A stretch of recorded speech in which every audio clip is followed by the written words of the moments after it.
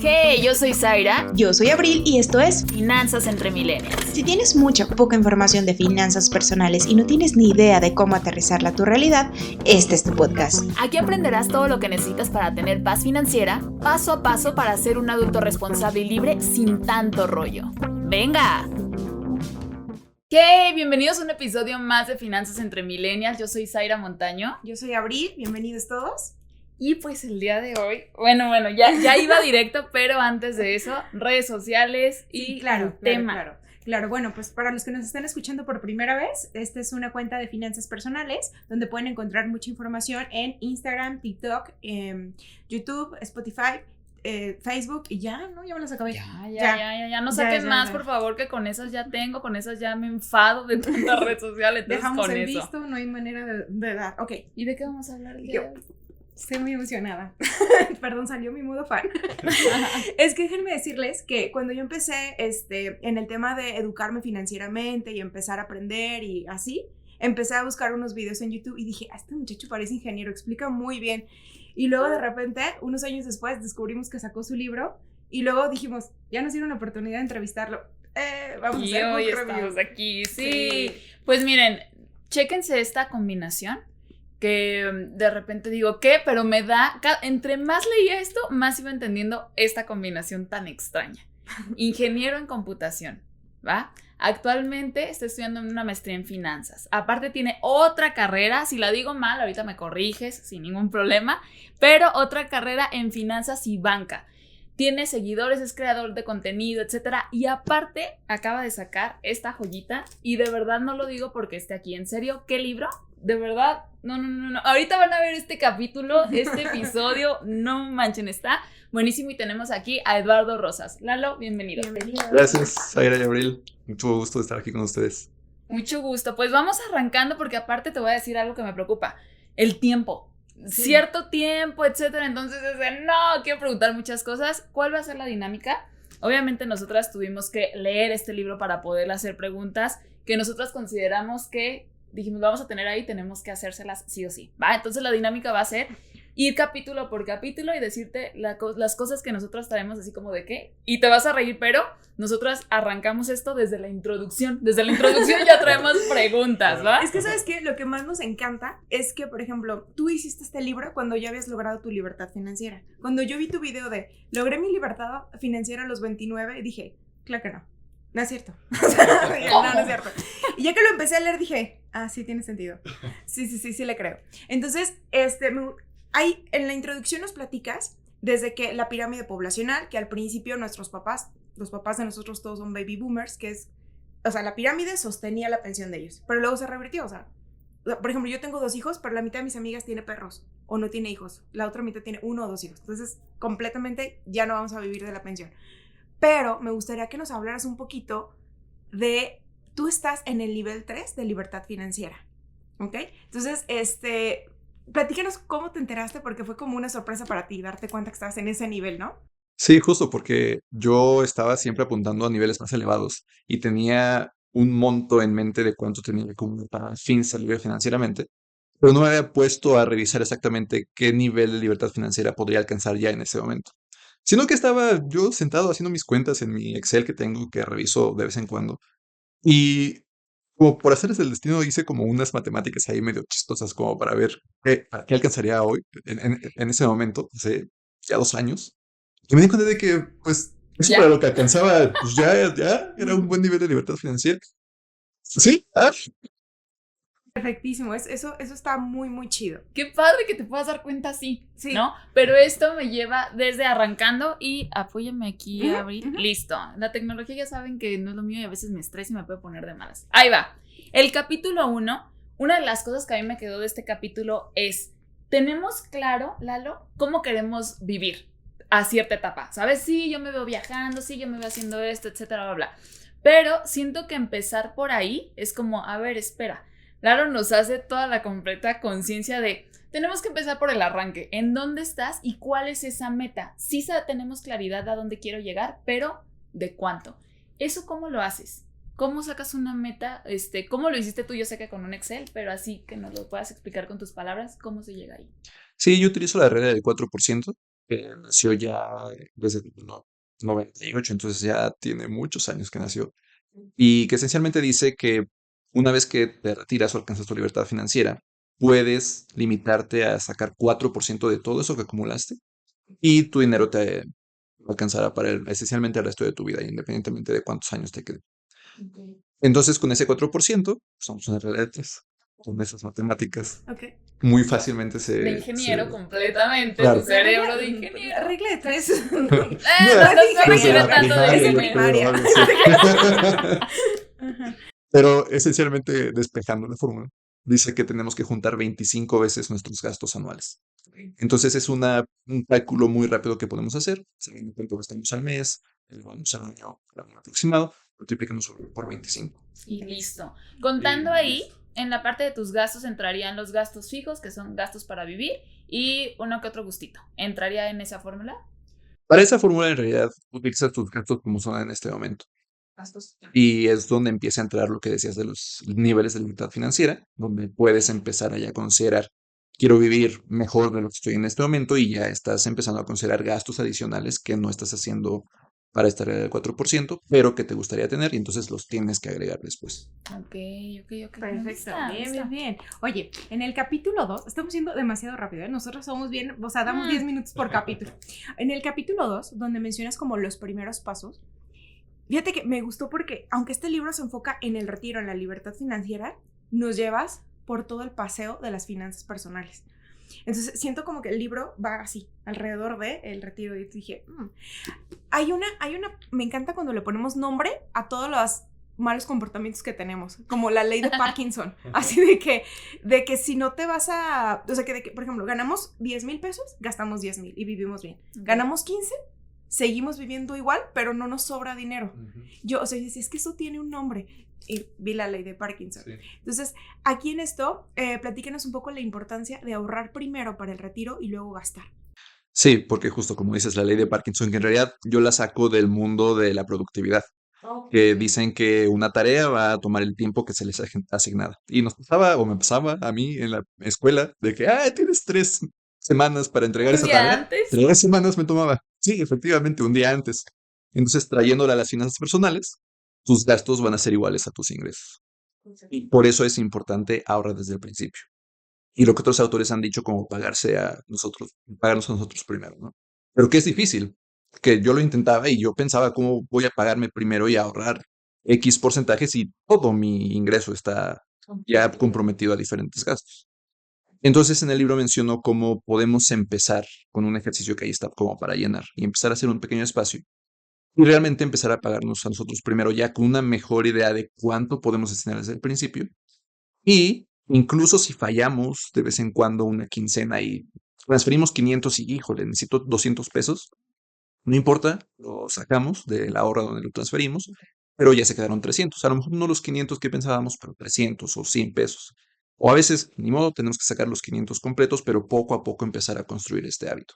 Y es importante el ahorrar desde el principio para que nuestros gastos justos no se descarrilen y suban y suban y suban y nunca podamos ahorrar para los objetivos. Sí, porque creer que voy a empezar a ahorrar cuando me sobre es la mentira más grande, Nunca ¿no? va a sobrar. No, y aparte algo que me gustó mucho de tu libro es justo lo que acabas de decir. Hay muchos ejercicios. O sea, real no es un libro que, nada más una vez y... No, es un libro que yo creo que se tiene que leer varias veces en diferentes etapas de la vida, así de, ¿cómo estaba hace tiempo? De hecho, tengo que spoiler aquí que yo utilicé tal cual así como post-its. Y en una dije, aquí tú recomiendas que se raye. Yo no, porque luego los voy a quitar y voy a poner y voy a actualizar. No voy a manchar mi libro. No voy a manchar mi libro con eso. Entonces, aquí el siguiente punto y algo que está padre es, para llegar al retiro, tenemos que ir construyendo, yo lo veo así, como una mesa con sus patitas, ¿va? Y tú hablas del siguiente capítulo que es el fondo de emergencia. ¿Por qué mencionar el fondo de emergencia? ¿Por qué dices que es la base antes de voltear a ver acá? Que ese fondo de emergencia va a permitir que cualquier situación, emergencia verdadera, no de que el descuento que quiero aprovechar o el viaje exacto, sino una emergencia de verdad, un gasto que no podemos evitar, sea urgente, que ahorita en 5 minutos, o algo realmente importante que arreglar el refrigerador, por ejemplo, cosas de este estilo, Tener el fondo de emergencia significa que podemos hacerle frente a todo esto sin tener que tocar las inversiones, el fondo de ahorro. Es tan importante que se quede ahí a largo plazo. Entonces, si empezáramos primero con la Afore o los PPRs o las inversiones que después en el libro se mencionan, y llega una emergencia, de algún lado tiene que salir el dinero, sale del PPR con su respectivo Castigo. Castigo diría del yo. SAT. exacto, o sale de las inversiones cuando aún no están listas, porque la inversión la pensamos para largo plazo, la pensamos para 40 años y 2 años después hay que sacarla, y pues no estaba hecho para eso. Y las finanzas sufren. O peor aún, tenemos que sacar un crédito y no solamente es dinero, sino los intereses, exacto. Tener entonces este fondo de emergencias es justo la base para que cualquier cosa, la vida pasa, cualquier cosa que pase entonces, lo podamos enfrentar sin tener que sacrificar otras partes Son de nuestras las cosas finanzas. seguras que sí tenemos, ¿no? Emergencias. O sea, quisiera decir de, no, nunca no, sí va a pasar. ¿Cuándo? No sabemos, en qué cantidad no sabemos, Ajá. pero justo para ir como blindando la parte de las inversiones. Y ahí también hay un ejercicio muy divertido Ujú. que habla como de prioridad, ¿no? De, tienes fondo de emergencia, tú recomiendas, porque aquí hay como siempre como muchas recomendaciones, ¿no? Quienes lo hacen por ingresos, por gastos, etcétera. ¿Tú cuánto recomiendas? Yo lo hago por gastos, Ok. justo contemplando los gastos mensuales, multiplicamos. Digo, hay varios niveles, ¿no? Pero eventualmente queremos llegar al menos unos 6 meses de nuestros gastos. Al menos. Al escuchen menos. eso.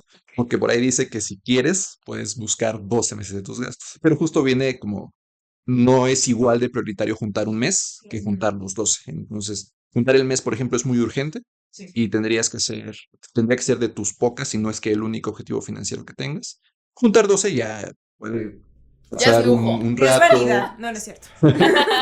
Ya lo puedes hacer al mismo tiempo que ahorras, pagas tus deudas, cosas por el estilo. Pero justo ese nivel, esos 12 meses de gastos ya ahorrados en el fondo de emergencias, dan, y en el libro lo menciono como un nivel 0.5 de libertad financiera. Que esencialmente, y esto lo encontré también de otro autor, que dice que cuando llegas a ese monto, le llaman, no sé si puedo decir esto en cámara, pero dice Dale, Siempre dale. fuck you puedes. money. Ah, Ok, siempre puedes. Fuck you, no sé qué, le pone un nombre, que él lo pone en el contexto de que estoy en una relación tóxica o estoy en un trabajo que odio, tengo ya este buen fondo, puedo salirme sin gran preocupación. Entonces, ese es el 0.5 de libertad financiera. Está padre ese concepto y está padre también, y me gusta que lo vas poniendo como metas poco a poco. Si yo digo, hey, 12 meses, o sea, mucha gente, ay, no va, y desde ahí las trampas del cerebro, ¿verdad? De, no, pero entonces sí, un mes sería urgente y de ahí vamos desglosando y aquí lo pueden encontrar para que cada quien vaya investigando en qué urgencia tiene sobre Exacto. su fondo. Eso está muy padre porque todo va como en tablitas, así como viendo, si lees la tabla dices, ya tengo resuelta la vida. No, no es cierto. Okay. Capítulo 4. Paga tus deudas. Es el segundo paso a la libertad financiera. Me encantó una frase que pusiste aquí que decía, la mejor inversión que puedes hacer es pagar tus deudas. Y dije, ok, no lo había visto así. Y ya fui Vamos leyendo, viendo. a ver, te creo. Y ya fuimos viendo. Y luego la estructura que usas como para ver liquidando tus deudas en este orden, en esta estructura, ordena. Yo lo conozco, no sé, tú me vas a decir, lo conozco como el método avalancha. ¿Sí? ¿Sí es ese o es diferente? Es un poco diferente porque este método de avalancha es de Dave Ramsey, ¿no? Creo, o no sé si alguien lo dijo primero, pero Dave Ramsey, cuando él habla del método de avalancha, más bien habla de que se paga la deuda más pequeña, no la deuda más cara, con tal de que te des cuenta de que, ay, ya me deshice de esta y me sigo a la siguiente. Como que es un poco más psicológico. Esta es más matemática, de que la menor cantidad de intereses que puedas pagar, lo haces Para aquí. que sea más barato. Exacto, para que... Más barato posible. A menos que sea la hipoteca. Ujú. Ese análisis me hizo padrísimo. Sí, porque las hipotecas normalmente tendrán una tasa de interés muchísimo menor Ujú. y montos gigantotes, millones y millones de pesos. Entonces, incluso si quisiéramos enfocarnos en pagar la hipoteca, nos tomaría años, a lo mejor un poco menos de los 15 o 20 a la que la sacamos, pero aún así. Y esos años son muy importantes, no solamente para empezar a invertir y construir el interés compuesto y todo, sino para construir el hábito. No podemos seguir posponiendo otra década el hábito de ahorrar y de invertir. Entonces es muy importante hacerlo a la par. Y como te digo, es un interés muy bajo en comparación con tarjetas de crédito o créditos personales. Ese lo podemos seguir pagando. Sería como la deuda que apruebas, ¿no? O sea, sería como esta, la puedes dejar, va, y las otras vemos. Y también vemos. Esa parte también está padre porque creo que depende mucho de la persona, de las cantidades. Llegar con una persona de ponte a ahorrar, invertir cuando estás hasta acá de deudas, no inventes, ¿no? Y este ejercicio da mucha claridad y también te va a dar realidad, ¿no? A lo mejor creías que no estabas tan endeudado y al hacer esto dices, ay, no, creo que sí No, me y aparte pasé. algo que se me hace bien valioso es que antes de pagar las deudas, dices, a ver, primero agarra 10,000 pesos, 10,000, ¿verdad? 10,000 pesos de fondo de emergencias. Dices, si ya haces tu mes, pues ya la hiciste. Si no, completa el mes. Y dije, es que sí es cierto, porque si no, cualquier emergencia va a sobreendeudarte. Entonces, está horrible. Muy bien. El siguiente capítulo, yo sé que este capítulo da para mucho, pero lo más resumido que se pueda. Afores, ¿qué son? Pros y contras. Ujú. Las Afores son estas administradoras que se crearon para administrar el Fondo para el Retiro de los Mexicanos, por ahí del 97. Y tienen el pro de que ya es automático. Aunque tengamos un empleo formal, el empleador tiene la obligación de hacer las aportaciones. Entonces, con eso, incluso si nadie se ha puesto a pensar en su retiro, ya tiene ahí las bases, digamos, que son porcentajes muy pequeños, y empezamos con las contras, de que a las Afores se les aporta muy poco porcentaje, a pesar de que a partir del año pasado, 2023, empieza a subir poco a poco, para que 2030 sea, en el mejor de los casos, 15%, aún para muchas personas va a ser muy poco el No lo porcentaje. sé, Rick. Parece ¿Verdad? Con falso. el 15. Ajá. Entonces, ese porcentaje bajo es uno de sus contras y la razón por la que se deben de complementar. Otro contra es que están generando muy poco rendimiento. Yo para el libro y para el contenido que publico me puse a hacer algunos análisis, investigación de sus rendimientos. La CONSAR publica su indicador de rendimiento todos los meses y resulta que ya lleva un par de años al menos que este indicador de rendimiento neto es menor que el rendimiento que generan los CETES a 28 días, que es la inversión más segura. Toda inversión debería de generar más que la inversión más segura. Entonces, el hecho de que no estén creciendo, le están ganando la inflación un poco, pero no están creciendo al mismo ritmo que esta inversión, es otro de sus contras. Que entiendo por qué debe de ser así, por qué deben de invertir de forma tan conservadora, pero sí está sacrificando muchos rendimientos.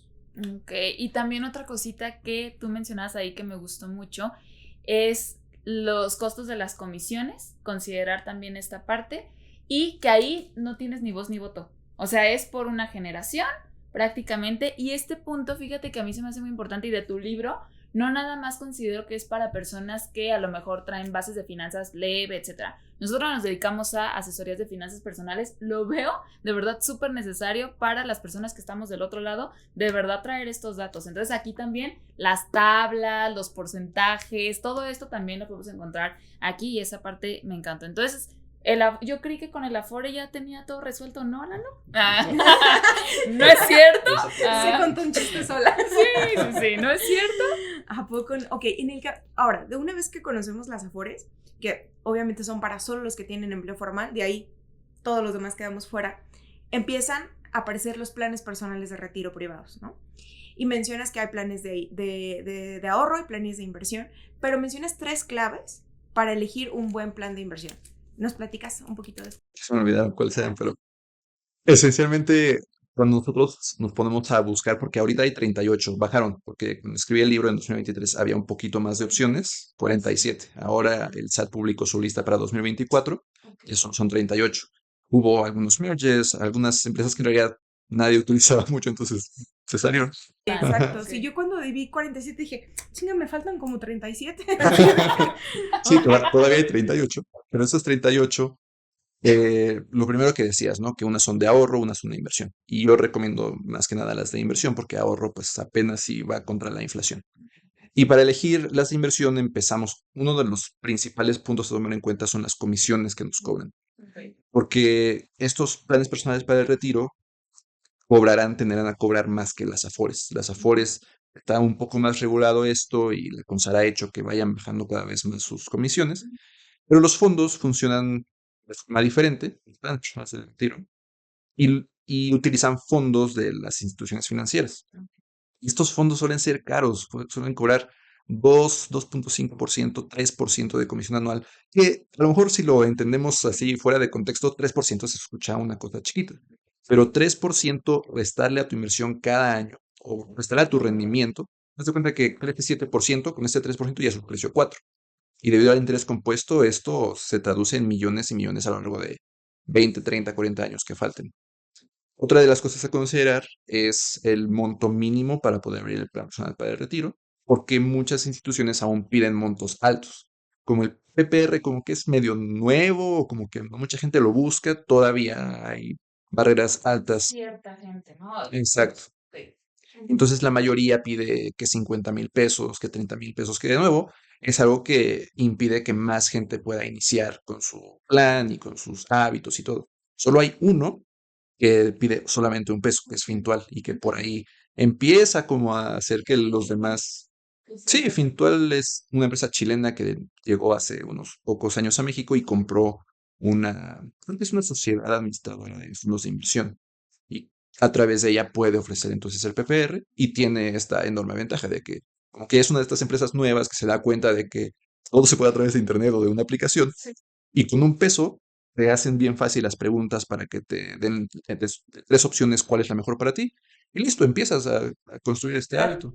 Además, hay un beneficio fiscal de los planes de retiro que también la tienen, según yo, las aportaciones adicionales a la Afore. Sí. Entonces, este beneficio fiscal que nos ayuda, cuéntanos, ¿cómo nos ayuda? Ya ibas. Es que dije, hago tiempo en lo que tomo agua. Sí, justo. Cualquier aportación, sea al PPR o sea a las Afores, es deducible. Entonces le decimos al SAT, esto yo lo aporté para mi retiro, no me lo cuentes para pagarte impuestos. Entonces, si yo gané 100,000 pesos en el año, normalmente tengo que pagar ISR sobre los 100,000. Pero si de esos 100,000, 10,000 los aporté a un PPR, perdón. No te preocupes. Sí, se reduce la base gravable, ¿no? Y entonces se van a pagar menos impuestos de lo que tendré que pagar. Exacto, ya nada más pagaría sobre 90. Pero está ese límite, solo 10% de mis ingresos. O si gano más de 2 millones de pesos, el límite son 5 UMAS, que en 2024 son por ahí de 198,000. Entonces, si ya gano 2 millones, ya no puedo deducir los 200,000 completos, solo 198,000 y pico. De ahí ya nos pasamos otras estrategias que el contador se Sí. encargará, ¿no? Es que creo que aquí lo que quiere empezar, o lo que me gusta Ujú. que tiene que empezar a quedar muy claro, es que no podemos hablar de una sola estrategia de retiro, ¿no? O sea, Ujú. la palabra clave es estrategias. Y obviamente aquí ya empezamos a ver cada quien por dónde, depende tu situación económica actual, etcétera, pero empezar como a abrir ese horizonte que desde el capítulo 1 tú ya entras con todo, abriendo un monto que dices, ¿cuántos ceros para mi retiro? Creo que es la meta más cara, ¿no? Entonces, o sea, toda esta conciencia va como aterrizando. Después de esto hay un capítulo que me gusta porque aquí ya obviamente aquí nosotros de verdad traemos muy poco tiempo, pero aquí tú explicas todo paso por paso, la parte de las inversiones, cómo hacerlo de forma independiente, checar las comisiones y todo esto, ¿no? Pero después de esto vienen también cosas que pueden pasar, que tú le llamas problemas que pueden retrasar tu retiro, ¿no? ¿Qué es esto? Sí, ay, todavía tengo algo. Algo, son muchos problemas los que se pueden poner en nuestro camino, que menciono el retiro de los padres o las finanzas de los hijos, que de pronto a lo mejor quieres apoyar a tus hijos porque pues los amas y quisieras ver que tengan todo, pero menciona en el libro en este sentido de que, como dicen cuando subes a un avión, de que si se pierde la presión, primero tú te pones tu mascarilla de oxígeno, ya después ayudas a alguien más. Así con esto. Tú no puedes ayudar bien a tus hijos si no tienes bien tus finanzas, por ejemplo.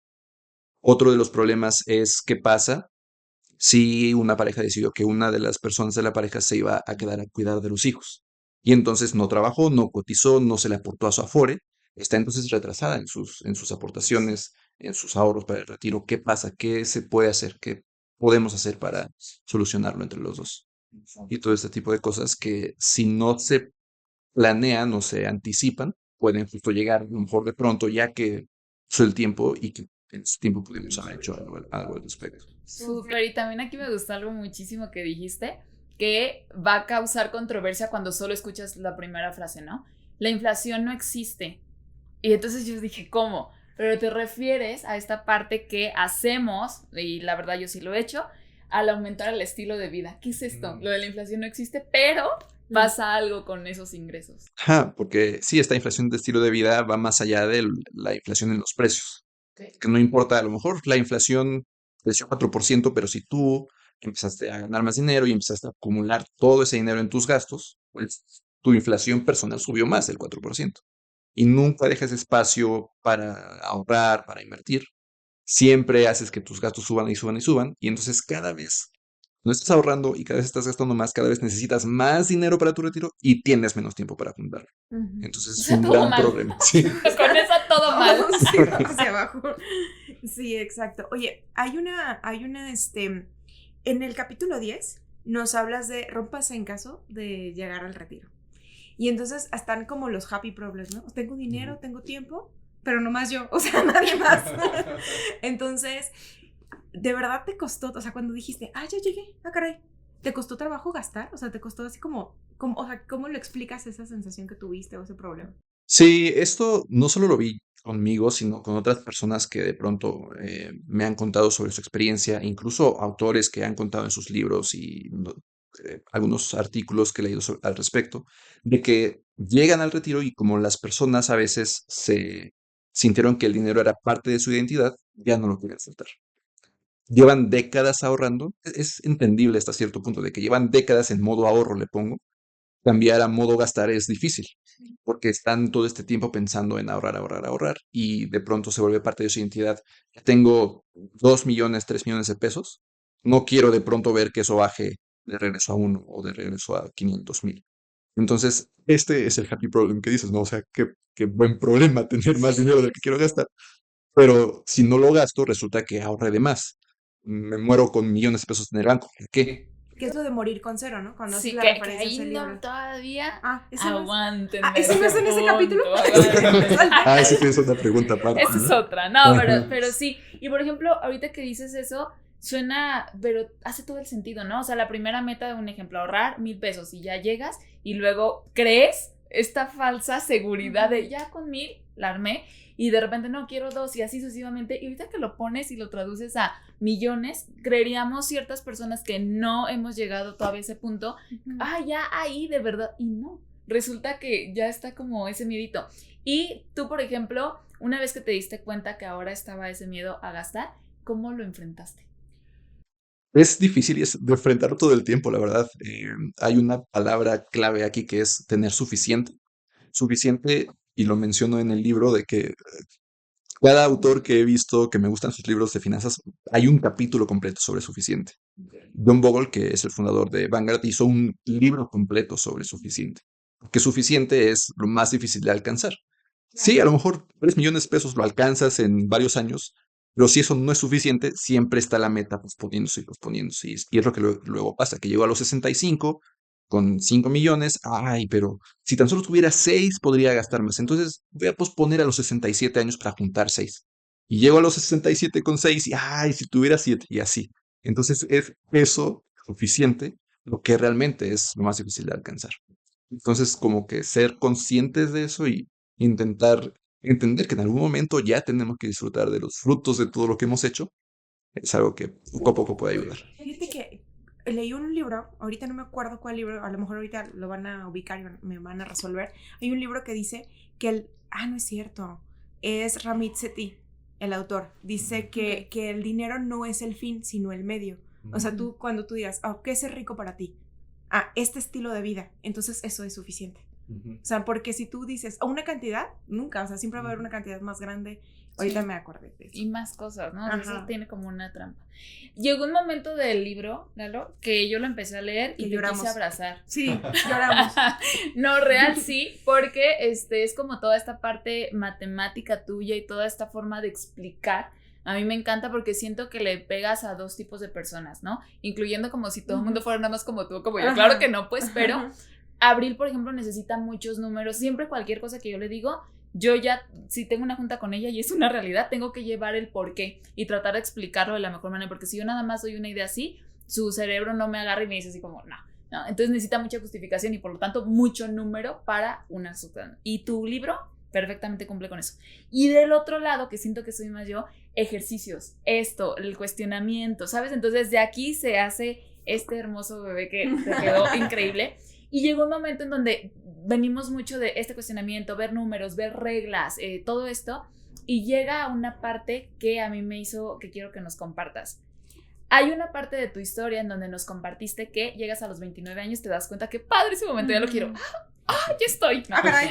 Entonces, llega ese momento, pero te arrepientes de ciertas cosas y dices, tal vez lo volvería a hacer distinto. Me gustaría que nos dijeras así como tus consejos, ¿por qué te arrepientes? ¿Qué pasó? Y si otra vez, ¿cuál fue el costo de esa decisión? Sí, pues el costo fueron todos mis 20. Todos mis 20 es más, yo creo que desde que tenía 18, yo estuve obsesionado con generar más ingresos y estar trabajando todo el tiempo. Y a la fecha, ¿no? He tomado una acción en estos 23 años. Que 13 años. ¿Qué edad tengo?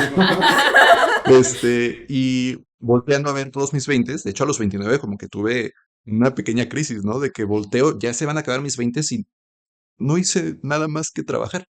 Trabajaba 16, 14, 12 horas todos los días, de lunes a domingo. A veces era Navidad y yo me tenía que ir temprano, ¿no? Porque tenía clientes y como que esta obsesión realmente de el siguiente cliente, el siguiente curso, todo, ¿no? Estar siempre... ¿De aplicaciones? Sí, antes de desarrollo de software. Ujú. Pero justo siempre estar buscando más ingreso y nunca disfrutarlo, entonces perdí un montón de cosas en mis 20. No disfruté, no hice más que trabajar. Y entonces volteando a ver todo lo que no hice, es donde entra de que pues, esto no puede ser lo que voy a hacer el resto de mi vida. Y también hay un libro muy bueno, se llama Los 5 arrepentimientos de los moribundos de Bonnie Wright. Bonnie, creo que se apellida Wright. Ella era, creo que enfermera o algo por el estilo, y se encargaba de, pues, cuidar a los moribundos. De estar ahí como en los últimos En los momentos, últimos, ¿no? sí, literal, las últimas semanas. Y dice que uno de estos 5 arrepentimientos, como frase spoiler, es eso de que se arrepienten de haber trabajado de más. Y dije, "Ay, eso como que me cayó mucho, un balde de agua fría de casi, sí, me va a pasar, si sigo así, voy a ser yo". Para allá. Ujú. Ok, y entre esas cosas mencionabas algo así de el 90% de amigos, familia, etcétera. Si hoy nos pudieras dar así como, ¿cuál sería? ¿Equilibrio? O sea, sí tu retiro, pero también equilibrio, porque se me hizo muy padre en un momento donde cuentas, tu perrita se llama Raven, sí, ¿verdad? O sea, donde la incluyes con lo del coche, a ver si nos pudieras nada más como contar eso. Sí, justo, este equilibrio es bien importante y menciono a Raven en ese pedazo del libro porque compré un coche que pues había querido desde, creo que igual de los 18 que salió uno que tenía su versión, ¿no? Y lo compré cuando tenía como 28 y en retrospectiva, o más bien viendo al futuro, comprar ese coche significa muchos menos millones de pesos juntados, porque no es que haya costado millones, pero costó medio millón y que eso, exactamente, que eso haya crecido, son millones menos para mi retiro. Pero si yo tuviera esos millones extra, me va a alcanzar en mi retiro para el tercer Mercedes. ¿Yo para qué quiero un tercer Mercedes? Entonces, en ese momento significaba, y lo que te decía, ¿no? Lo que decías de que sí, fui a Guadalajara y pasé por Querétaro y que las montañas en Hidalgo, con Raven adornando sus pelos en tablero y todo esto. Entonces, las experiencias son también parte de lo que tenemos que buscar. No solamente ahorrar y ahorrar para experiencias ya en los 60s o 70s, y ya no van a poder ser las mismas que a los 20s, 30s, 40s. Sí. Exacto. ¿De aquí quieres agregar? No Porque sé, ya estoy estamos- llorando ya. No, no es cierto. No, nada. Sí, Concluyamos. porque antes de concluir también mencionabas y un punto que te compartimos. Nosotros, por ejemplo, cuando enseñamos, ya sabes, que la parte de hacer el presupuesto, etcétera, tenemos una filosofía, Abril y yo, que cada vez está haciendo más fuerte y se me está haciendo muy padre eso, que es, en el presupuesto desde un principio ponemos el dar, ¿no? Y entonces yo veo las caras, muchas veces es gente que ya lo hace y solamente hay que presupuestarlo, y gente que es como, oh, es que, ¿sí estás viendo mis números? O sea, ¿sabes? Es como esta parte, ¿no? Duele. Claro. Les duele más que ahorrar. Sí, me encantó esta parte y me gustaría que nos hablaras un poquito sobre lo que mencionas de la gratitud y también algo que se me hizo muy cañón. De algún otro libro que agarraste, que ahorita tú lo aterrizas, es el ejemplo de una pareja que su esposa le pedía constantemente que ya dejara de trabajar, o sea, ya había juntado lo que tenía que juntar, ya estaba fíjate nada más esta parte, ya estaba en la edad de jubilación y dijo, oh, no, espérame, otro año más y ella muere, ¿no? Entonces, esa parte de verdad, yo así, ¡ay, no! Porque me lleva, sí, claro, cuando tengas cierta edad, vas a querer hacer cosas que la edad de hoy te permite hacer. ¿Cómo aterrizas tú esta parte que lo mencionas aquí en el libro junto con la gratitud? Sí, es Bien importante lo que dices de la gratitud. Digo, si no empiezas cuando ganas poco, cuando ganes mucho tampoco lo vas a hacer. Como que es algo que aprendes o que empiezas a hacer, no, y similar al ahorro, no cuando te sobre, sino como que hacer un espacio para contribuir a otras cosas. Ajá. Y que es una de las partes, además, y de pronto a lo mejor suena muy egoísta, pero que también nos hace sentir bien a nosotros. Y que tampoco se debe de posponer, por ejemplo, que muchas personas lo hacen ya cuando se mueren, ¿no? Que lo escriben en su testamento a X para tal grupo, asociación o lo que sea. Pero que en realidad estas asociaciones les vendría muchísimo mejor hoy. Que si no, pues, desaparecen o son personas, animales o gente a las que pudieran ayudar con ese dinero. Y sí, esta historia es bastante conmovedora, ¿no? Creo que justo ese es el libro de los 5 arrepentimientos de los moribundos, si no me equivoco, si no lo revisamos. Sí, Pero nosotros en nuestra lista de deseos para el siguiente libro. Sí, a sí, comprar. sin problema. Muy bien, pues Lalo, prácticamente sería todo. Las conclusiones de mi parte es que este libro de verdad es para todos, Sí. es para leerlo varias veces. Yo, de verdad, esto no tienes idea cómo me ayudó para poder explicar también con ciertos clientes de, ya sé, porque de repente de este lado creemos que existe una sola fórmula, ¿sabes? O sea, como que puedes caer en esas trampas y dices, no, yo le tengo casi siempre miedo a los ingenieros porque me cuestionan hasta el punto de no sé qué, y yo, a ver, ¿no? Y mira quién vino a ser Ajá, su socia. sí, No de soy quién viene a ser mi ingeniera, socia, ¿no? Pero de todo se aprende, de verdad, hiciste una chamba increíble con este libro, te lo digo de todo corazón, muy buena chamba, porque aparte pasa, ¿no? Que luego lees un libro y dices, o sea, sí, compadre, pero en México no es así, ¿no? Entonces, aquí está padrísimo porque dices, completamente entiendo el apoyo, completamente entiendo y he visto la institución que me mencionas, completamente, entonces, de verdad, muchísimas felicidades y gracias por el tiempo y gracias por haber Gracias por estado tus aquí. tablitas. Ah, sí. Amé tus tablitas. Amé tus Claro, tablas, sí, también. claro, me las llevo. Perfecto. creo que ustedes igual. Gracias.